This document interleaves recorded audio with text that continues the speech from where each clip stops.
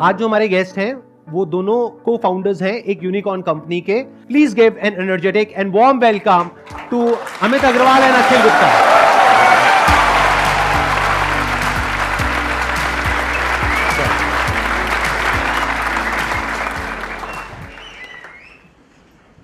इस सीटियां बजाने की क्या जरूरत है? ये थोड़ा ज्यादा हो गया.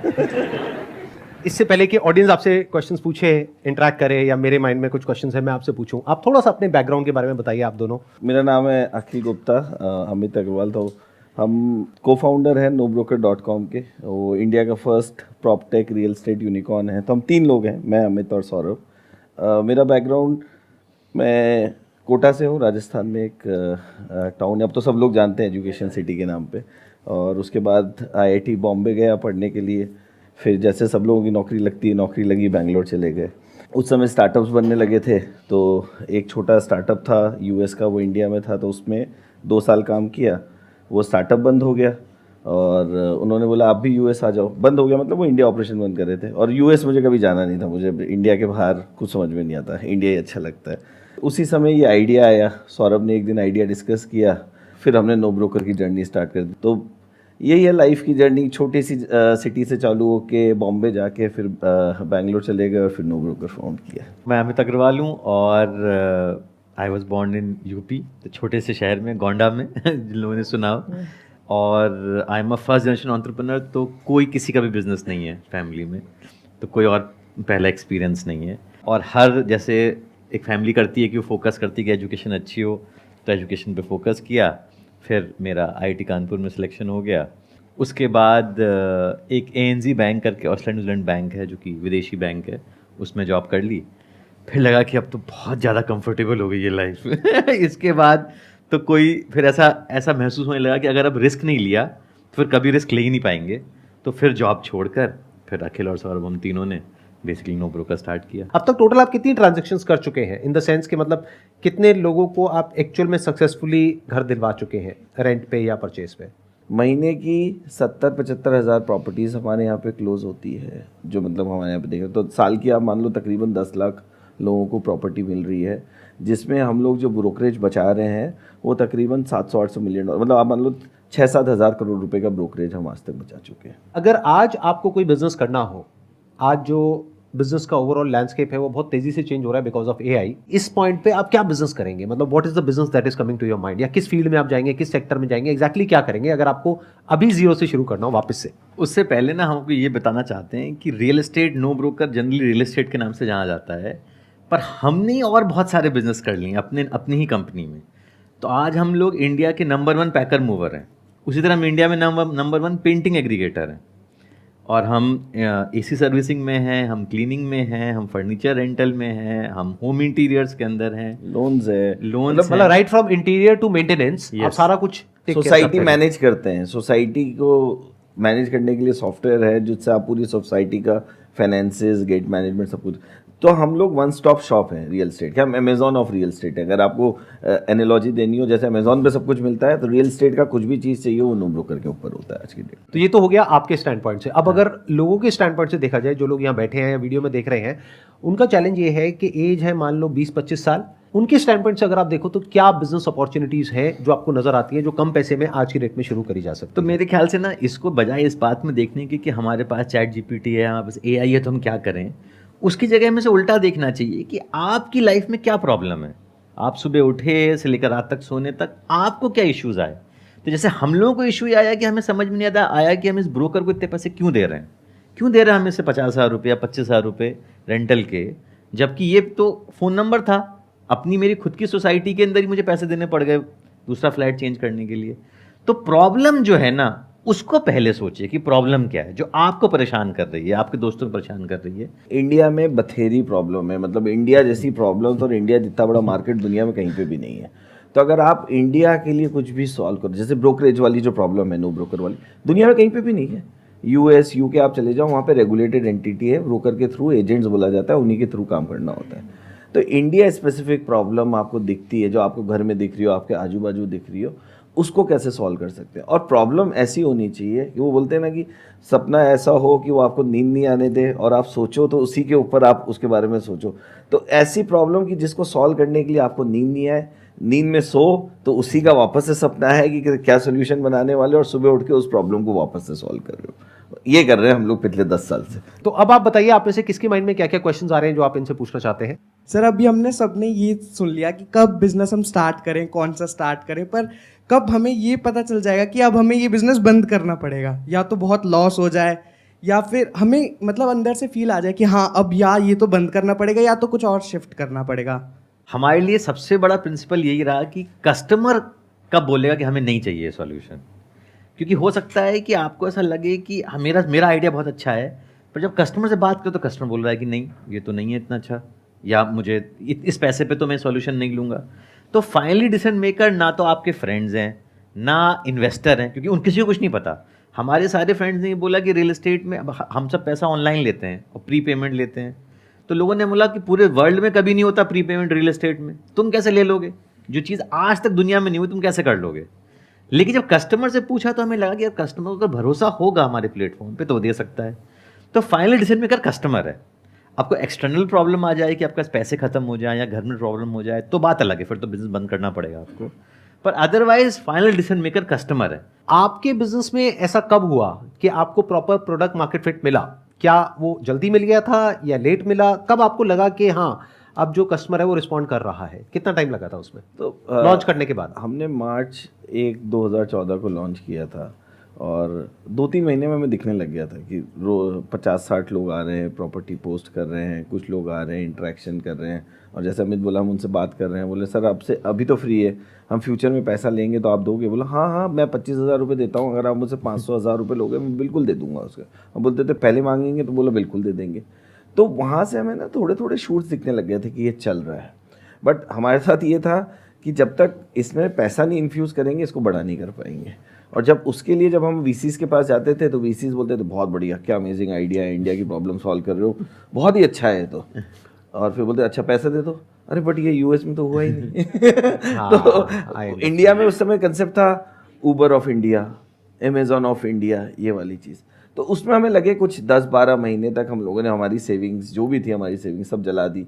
इसी बीच में मेरी बेटी हुई, अमित के बेटा हुआ, तो बट वो जुनून में लगे हुए थे। कस्टमर्स से प्यार, कस्टमर्स का जो प्यार मिल रहा था, और वो जो बोल रहे थे कि आपने मेरे 50,000 रुपये बचा दिए, अब मैं इससे फ्रिज खरीद लूँगा, या मैं इससे टीवी खरीद लूँगा, या मेरी बेटी की शादी में काम आ जाएगा। ये सब जो जर्नी थी, ये सब जो चीज़ें थी ना, ये बड़ा पंप अप कर रही थी। बट पैसा नहीं मिल रहा था आपको शुरू में? पैसा नहीं मिल रहा, पैसा कोई नहीं दे रहा था, बिकॉज चाहे VC कितना ही बोलें कि वो रिस्क लेना चाहते हैं, VC चाहते हैं कि वो US या चाइना में किसी ने किया हो ताकि वो कंफर्ट मिल जाए। वो कंफर्ट तो था नहीं, क्योंकि वर्ल्ड में किसी ने भी नहीं किया ये काम। 10-11 महीने तक आपको कोई पैसा नहीं आ रहा था, आप अपनी जेब से पैसा लगा रहे थे। तो 10 महीने बाद क्या आपको फंडिंग मिल गई थी फिर? 12 महीने बाद। हाँ। कितने अमाउंट की? तब हमें मिली थी $3 मिलियन की, उस टाइम में 18 करोड़ था। $3 मिलियन की at a valuation of $10 million. $10 million. तो 30% आपने उसी वक्त अपना इक्विटी स्टेक डायल्यूट हमारा कुछ था ही नहीं, स्ट्रेंथ हमारा नेगोशिएटिंग पावर पे थे ही नहीं। तो जो VC ने बोला वो हमें देना ही पड़ा, तो पहले राउंड में ही गया। उसी समय इंडिया में ना 12 प्रॉपटेक थे, बहुत सारे थे। मैजिक 99 एकड़, इंडिया प्रॉपर्टी, इंडिया होम्स, कॉमन फ्लोर, बहुत सारे, और एक housing.com करके था। जब हम 1-2 बार तो हमारे साथ ऐसा हुआ कि VC ने बोल दिया कि कल हम लोग बोलते हैं कि हमारा है खतरनाक बुधवार, मतलब हमें ये होता था कि VCs बोलते थे कि वेडनेसडे को आपको बता देंगे। और 3 या 4 हफ्ते ऐसे हुए जब हमें ऐसा लगता था कि कल तो हमारे पास टर्म शीट आ जाएगी, कि पैसे का प्रॉमिस आ जाएगा, और वो VC मना कर देता था। ऐसा ही एक बार हुआ, हमारे पास 3 VCs थे जो बोले थे कि हमें ये था, मन में पक्का था, हमने पार्टी भी कर ली थी कि इन तीनों में से आना है, हम चूज़ करेंगे किससे पैसा लेंगे और अपनी टर्म्स पे लेंगे। बट उसी समय housing.com ने $90 मिलियन रेज किया सॉफ्ट बैंक से। हाँ। और वो तीनों VC गायब हो गए। और उसकी हाइप भी बहुत ज्यादा थी, उसकी हाइप भी बहुत ज्यादा थी। उन्हें लगा market has been won by housing.com, No Broker क्या करेगा उसके अंदर। तो तब हमने एक रूल और बनाया कि जब तक पैसा बैंक अकाउंट में नहीं आ जाए तब तक उसका सक्सेस हम नहीं मनाएंगे। तब तक पार्टी में पैसे नहीं खर्चने पार्टी में पैसा नहीं, हम अपने घर वालों को भी नहीं बताएंगे, ना बीवी को बताएंगे, ना बच्चों को बताएंगे कि ऐसा कुछ होने वाला है। वो जो शुरुआत का टाइम था जो अखिल डिस्कस कर रहा था, मेरे ख्याल से हम लोग 20 इन्वेस्टर से मिले होंगे, सभी ना बोल देते थे पहले स्टेज पे, बात के स्टेज पे, और वो बहुत ही मुश्किल स्टेज है। और जितनी हमारी हवा थी कि हम IIT IIM के, वो सारी हवा निकल गई उस एक साल के अंदर, क्योंकि कोई मैटर नहीं करता फाइनली उसको। Right. और कस्टमर को फर्क नहीं पड़ता है कि आपकी क्या डिग्री है, पर या तो हाँ। पसंद आया आपका प्रोडक्ट या नहीं आया। Hello sir. सर मैं ये पूछना चाहता हूँ कि आजकल एक फैशन सा चल पड़ा है, मतलब सब अपनी जॉब छोड़ छोड़ के जा रहे हैं, एंटरप्रेन्योर बनना है सबको, तो कैसे कंट्रोल में आएगा ये सब? अगर सभी जॉब छोड़ के चले जाएंगे, मतलब फेल भी होंगे लोग इसमें, ज़रूरी नहीं है कि सब अपना कंपनी बड़ी बना लेंगे, फेल भी होंगे, तो इससे कैसे रिकवर करेगा इंडिया बाद? आप क्या करते हो? आप जॉब कर रहे हो, बिजनेस कर रहे हो? मैं सर जॉब कर रहा हूँ, लेकिन मैं भी सोच रहा हूँ।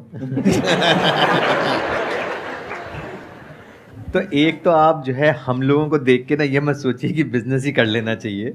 तो ये हमारे जैसे लोग आके ऐसा शोकेस कर सकते हैं जैसे कि बिजनेस करना आसान है या सभी लोग सक्सेसफुल हैं, पर ये काफ़ी डिफ़िकल्ट है। तो मैं आपको इंसिडेंट बताता हूँ कि जब बेसिकली मैंने रिज़ाइन किया अपने ऑफिस से, तो मुझे बहुत सारे फ़ोन आए सारे दोस्तों के, वाह तुमने कितना बढ़िया काम किया है और कितना तुम करेजियस हो, शाबाश, काश हम लोगों में भी इतनी करेज होता। फिर बंद हो गए फ़ोन कॉल उसके बाद वो अपने अपनी लाइफ में बिजी हो गए, और मैं बैठा हुआ हूँ घर में, ऑफिस में नहीं, ऑफिस तो है ही नहीं, घर में बैठे हुए हैं पालती मार के बिस्तर पे, और कंप्यूटर खुला हुआ है, और 5 कस्टमर हैं जो प्लेटफॉर्म पे दिख रहे हैं, और दिमाग में सोच रहे हैं कि यार ऑफिस जाते तो इतने पैसे मिलते और आपको एकदम अनसर्टेन भविष्य, कुछ पता ही नहीं आगे क्या होने वाला है, क्या ये कैसे रहेगा। तो आप स्टार्टअप मत करिए क्योंकि आपने शार्क टैंक का एपिसोड देख लिया है या आपकी ना अपने बॉस से सुबह झगड़ा हो गया है तो ये ना इनफ रीजन नहीं है। नहीं, सही बात आपको है। एकदम पैशन होना चाहिए किसी प्रॉब्लम को लेके कि ये प्रॉब्लम चेस करनी है। और फाइनेंशियल भी बहुत इंपॉर्टेंट, जो चीज़ बात नहीं होती है कि आप पहले एक साल 2 साल के फाइनेंस का इंतजाम करिए कि आप जॉब नहीं करेंगे तो उतनी बचत है क्या कि 2 साल का रेंट और खाना पीना चलेगा, प्लस बिजनेस में ही पैसा खर्च होता है, आप मार्केटिंग में खर्च करोगे, वेबसाइट बनाओगे, जो भी बनाओगे, टीम बनाओगे, तो पहले वो हिसाब भी जोड़ लीजिए, फिर कूदिए इसके अंदर। सही बात है। मतलब अगर फेल होने का गूदा है 99.9% चांस है आप जो करोगे उसमें फेल हो जाओगे। अगर आप वो सोच के कि हाँ मैं फेल हो जाऊंगा, मैं फिर खड़ा हो जाऊंगा, मैं कुछ और कर लूंगा, तो बिल्कुल करो। बट ये सोच के कि यार मेरा दोस्त किसी कंपनी का को-फाउंडर और CEO टाइटल लिखता है या फिर उसने एक कंपनी बना दी है तो मैं भी बना लूँ, तो वो तो बिल्कुल भी सही रीज़न नहीं है। और इंडिया में करना चाहिए, बहुत अच्छी बात है, बट आपके अंदर डर नहीं होना चाहिए कि अगर मैं फेल हो गया तो मैं क्या करूँगा। ये नहीं हो कि आइडिया फेल हो गया हम डिप्रेशन में आ गए, वो नहीं, कुछ और करेंगे। या फिर इसको इस तरीके से भी कह सकते हैं कि आपको कैलकुलेटेड रिस्क लेना है, यानी इतना भी बड़ा रिस्क नहीं लेना कि आप सड़क पे ही आ जाओ। जैसे in the worst case scenario अगर इनका काम नहीं भी चलता तो इनके पास में डिग्रीज थी, बल्कि है, ये कहीं पर भी कुछ भी कर सकते थे। मतलब जो पहले पैकेज था उससे थोड़ा कम मिल जाता, थोड़ा ज्यादा मिल जाता, लेकिन मिल जाता, तो कोई एज सच प्रॉब्लम नहीं थी। There was a proper backup plan. But आप ये कहो कि मैंने तो पैसा लोन पे ले लिया है और फिर अब मैं बिजनेस कर रहा हूं, घर भी गिरवी है, उसके अलावा मेरे पास में कोई बैकअप प्लान भी नहीं है, जॉब भी चली गई है, दूसरी जॉब भी नहीं मिलेगी, फिर आप बिजनेस कर रहे हो, तो आपको ये समझना होगा 90% से ज्यादा चांसेस हैं, वो भी तब अगर आपकी थिंकिंग बहुत ज्यादा सही डायरेक्शन में जा रही है, तब 90% से ज्यादा चांसेस है कि आप फेल हो जाओगे, अगर थिंकिंग सही डायरेक्शन में है तो। अगर थिंकिंग सही डायरेक्शन में नहीं है तो 99% चांस है कि आप फेल होगे, जैसे इन्होंने कहा। सर आज मैं नॉन टेक बैकग्राउंड से हूँ, 10 साल नौकरी करते हुए हो गए, बट अब सोच रहा हूँ कि कुछ स्किल्स अपना इम्प्रूव करने हैं, कुछ डिजिटल मार्केटिंग सीखना है, सब कुछ सीखना है। तो हम ऑनलाइन सर्च करते हैं, लेकिन वहाँ पे कोई ऑथेंटिक चीज़ मिलती नहीं है। 10,000 रुपये ऐसे ही चले गए सर, अभी सीख कुछ भी नहीं पाया हमें। तो इस प्रॉब्लम से कैसे हमें टैकल करना है कि हमें अच्छा प्लेटफॉर्म मिले जहाँ से हमें सही में नॉलेज मिले। आई थिंक 2-3 चीज़ें करनी चाहिए आपको, किसी को भी। एक तो जब अपन बाज़ार में भी जाते हैं, कोई दुकान देखते हैं, तो हम क्या देखते हैं, वो दुकान पे जाते हैं जिसका किसी ने बताया हो, रेफरेंस से पता लगा हो, या आपको पता हो बहुत नामी दुकान है, पुरानी दुकान है। तो रेटिंग और रिव्यूज़ होता है ऑनलाइन सिस्टम के अंदर, तो आपको एक तो रेटिंग और रिव्यूज़ देखना चाहिए कि भाई हाँ मतलब ये ऑथेंटिक है, क्योंकि ऑनलाइन में इजी है, कोई भी एडवर्टीजमेंट करके ऊपर आ सकता है। तो एक तो एड वैड लिखा हो तो वो आप थोड़ा ध्यान दो, उसके ऊपर की एडवर्टीजमेंट तो नहीं कर रहा है। तो रेटिंग और रिव्यू और रेफरेंस किसी और ने यूज़ किया हो। और दूसरी चीज़, too good to be true नहीं होनी चाहिए। मतलब ऐसा हो कि यार जो चीज़ बाज़ार में 3 लाख रुपए की मिलती है और वो उससे 10 गुना, 20 गुना, 50 गुना सस्ती मिल रही है, पक्का फ्रॉड है। तो ये थोड़ा सा अपना दिमाग लगाना पड़ता है। मतलब we should not get blinded by कि जो भी हमें दिख रहा है वो सच है। बहुत सारी चीज़ें झूठ हैं, और इंटरनेट के सिस्टम में, इंटरनेट में जहाँ पे बहुत ईजी है रीच करना, ये बहुत प्रिडोमिनेंट हो गया, जहाँ पे लोग बेवकूफ़ बनाने की ज़्यादा कोशिश कर रहे हैं। तो थोड़ा अपनी अक्ल लगाओ और फिर उस तरीके से काम करो, वही चलेगा। इसमें एक पॉइंट और है बहुत इंपॉर्टेंट समझने वाला, वो क्या है कि आप क्या करते हो कि जैसे अभी जॉब कर रहे हो 10 साल से, तो आपने इमीडिएटली जा करके सर्च किया कि बिजनेस आइडियाज़ क्या क्या होते हैं, वहाँ पे सबसे ऊपर आया डिजिटल मार्केटिंग, क्योंकि ये सबसे आसान लगता है, तो हर कोई इसी की तरफ चला जाता है। एक बार को मान लो ये ऑप्शन है ही नहीं, अब इसके अलावा और क्या ऑप्शंस हैं, वो आपके माइंड में आ रहे हैं नहीं आ रहे, मान लो नहीं आ रहे हैं, तो पहले अपने माइंड को एक्सपैंड करो, नई नॉलेज गैदर करो, नई इंफॉर्मेशन गैदर करो, ये देखो कि this is not the only business in the world, इसके अलावा लाखों बिजनेसेस और भी हैं। तो अपने दिमाग को खोलो, देखो दुनिया में क्या क्या हो रहा है, बहुत सारे लोग हैं, उनकी अलग अलग बुक्स पढ़ो, या फिर सीधा बिजनेस पे जंप मत करो, पहले ये समझो बिजनेस क्या होता है, बिजनेस से रिलेटेड जो और एस्पेक्ट्स हैं उसकी अच्छी बुक्स मिलेंगी उन लोगों की जो उस फील्ड में एक्सपर्ट्स हैं, और उसमें कोई खर्चा नहीं होगा। 100-200 रुपए की, 500 रुपए की आपको बुक्स मिल जाएंगी। आजकल तो ऑडियो बुक्स मिल जाती हैं फ्री ऑफ कॉस्ट यूट्यूब के ऊपर, वो आप सुन सकते हो। तो आप पहले नॉलेज को गैदर करो, पहले बिजनेस को समझो कि बिजनेस होता क्या है, तो आपको समझ आएगा बिजनेस दो तरीके से होता है। एक है कि आपको अमीर बनाने का सपना दिखा करके कुछ लोग अमीर बनते हैं, दूसरा है कि एक्चुअल में लोगों की कोई एक्चुअल प्रॉब्लम को सॉल्व करके फिर पैसा कमाया जाता है, जिसके लिए जो लोग पैसा देते हैं वो भी खुश होते हैं, आपको पैसा मिलता है, आप भी खुश होते हो, प्लस जिसका प्रोडक्ट सर्विस जो भी प्रोवाइड कर रहे हो दे आर ऑल्सो हैप्पी, यानी कि विन विन विन हो गया चारों तरफ से। सर मेरा क्वेश्चन ये है कि जो आपका नो ब्रेकर है उससे आपके नो ब्रेकर नहीं, नो ब्रोकर। हाँ, नहीं तो आप कुछ और समझ करके वहां चले जाओगे। नहीं सर, तो उसमें मतलब जो उसके आपकी जैसे आप जो कस्टमर है जो आपने उनसे पेमेंट ले रहे हो, तो उसमें आपकी अर्निंग कैसे हो रही है, मेरा क्वेश्चन ये है। हमने पहले शुरुआत में फ्री किया, फिर हमने 1 साल के बाद हमने अब पेड, हमने प्रीमियम ऑप्शनल प्लान कर लिए कि आपको डिफ़ॉल्ट सर्विस लेनी है तो आप डिफ़ॉल्ट सर्विस ले लीजिए, आप आके खुद कांटेक्ट ले लीजिए, और फिर हमने एक लिमिट लगा दी है कि 9 कांटेक्ट के बाद फिर अगर आपको और लोगों से बात करनी है तो लेना होगा, या आपको एक स्पेसिफिक सर्विस चाहिए कि आपको एक रिलेशनशिप मैनेजर से बात करनी है तो होगा। तो हमारा प्लेटफॉर्म एक फ्रीमियम प्लेटफॉर्म है, फ्री भी है और पेड भी है, तो आपको जो सर्विस चाहिए उस हिसाब से लेते हैं। और फिर हम लोगों ने उसके बाद हमने पैकर, मूवर, पेंटिंग, क्लीनिंग और सब चीज़ें शुरू कर दी, जिनसे हमें काफ़ी रेवेन्यू आता है। तो are you in profit now या फिर अभी आप लॉसेस में हैं? नहीं, अभी तो हम लोग नहीं है प्रॉफिट में, लेकिन हमारे लॉसेस कंटिन्यूसली कम होते जा रहे हैं जितने हम बड़े होते जा रहे हैं। अभी हम लोग क्या कर रहे हैं, हमारा जो रेवेन्यू है ना, वी आर री investing back into the business. और रेवेन्यू कितनी ग्रो कर रही है आपकी टॉप लाइन? हर साल 100%। हर साल 100% से ग्रो कर रहे हैं। रेवेन्यू हमारा पहले 2x 3x होता था जब हम बहुत छोटे थे, अब चूंकि हमारा साइज बड़ा हो गया है तो हमारा 100% ग्रो होता है, और एक्सपेंसेस हमारे कम होते जा रहे हैं। तो ऑब्जेक्टिव हमारा ये है कि अगले 12 महीने 18 महीने में बेसिकली हम प्रॉफिटेबल हो जाएं, और वो अब आसान भी है हमारे लिए होना। एक तो हमारा फोकस भी उस पर हो गया है, और दूसरा ये हमारा साइज इतना बड़ा है कि अब अगर प्रॉफिटेबल नहीं होंगे तो कब होंगे, और फायदा क्या बिजनेस करने का। प्लस इसके बारे में आजकल बात भी बहुत ज्यादा हो रही है मीडिया में, सब जगह पे, मतलब यहाँ पर ये कहा जा रहा है कि भाई यूनिकॉर्न्स पैसा तो उठा रही है, हाँ, लेकिन प्रॉफिट दूर दूर तक कहीं नजर नहीं आ रहा है। पर वो एकदम सही बात है। वो तो मतलब प्रॉफिट अगर नहीं है, फाइनली प्रॉफिट नहीं हुआ तो फायदा क्या बिजनेस करने का। हाँ, जिम्मेदारी भी है ना, आपने पैसा लिया है किसी से, ऑल्दो रिस्क कैपिटल है, आप डुबो दोगे तो भी वो आपको कुछ नहीं बोल सकते, बट आपने किसी से पैसा लिया है, उसने आप पे पैसा इसलिए लगाया है क्योंकि उसको 2 गुना 3 गुना 4 गुना मिलेगा, तो आपकी जवाबदारी है कि उस पैसे को कभी ना कभी तो वापस करना है। तो अब हमें हो गए हैं 7-8 साल 9 साल करते हुए, अगले 1.5-2 साल में हम भी प्रॉफिटेबल हो जाएंगे। आपके सर एक्सपीरियंसेस ने जो आपने स्टोरीज बताई सुन के बड़ी अच्छी लग रही है और बहुत सिंपल वे में एक्सप्लेन करी ना। मैं मिस्टेक्स जानना चाहूँगी कि आपने जब स्टार्ट करा तब बहुत सारे लोगों ने आपको डिमोटिवेट करा कि नहीं चलेगा, तो कुछ ऐसी गलतियाँ भी हुई होंगी जो आप शेयर करना चाहेंगे क्योंकि अब आप एक्सपीरियंस हो चुके हैं।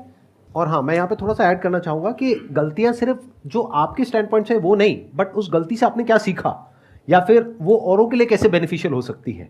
इन द सेंस आपने जो सबसे बड़ी गलतियां करी अपने बिजनेस में, उसके पीछे रीजन क्या था और उससे आपने क्या सीखा, और उससे आप क्या शेयर कर सकते हैं और लोगों को कि ये गलती नहीं करनी है। थैंकफुली हमने कोई बहुत बड़ी गलती नहीं करी, ना हमने कंपटीशन को कॉपी किया, ना हमने पैसे जलाए। हम धीरे धीरे बेसिकली सर्वाइव करते रहे लॉन्ग टर्म में। तो इस वाले कट थ्रोट में अगर कोई बड़ी गलती करते तो फिर हम लोग शायद मुश्किल हो जाता सर्वाइव करना, क्योंकि हमें फंडिंग ही नहीं मिल रही थी। इस पहली फंडिंग के बाद भी हमें अगले 5 साल तक इंडिया में किसी ने फंडिंग नहीं दी। मैं बस ये बोलूँगा जो चीज़ें हमने गलत करी अब हाइंडसाइट में वो मुझे लगता है वो HR और फाइनेंस में थी, क्योंकि हम पहले फर्स्ट जनरेशन एंटरप्रेन्योर थे तो हमें पता नहीं था कि HR और फाइनेंस कितना इंपॉर्टेंट है।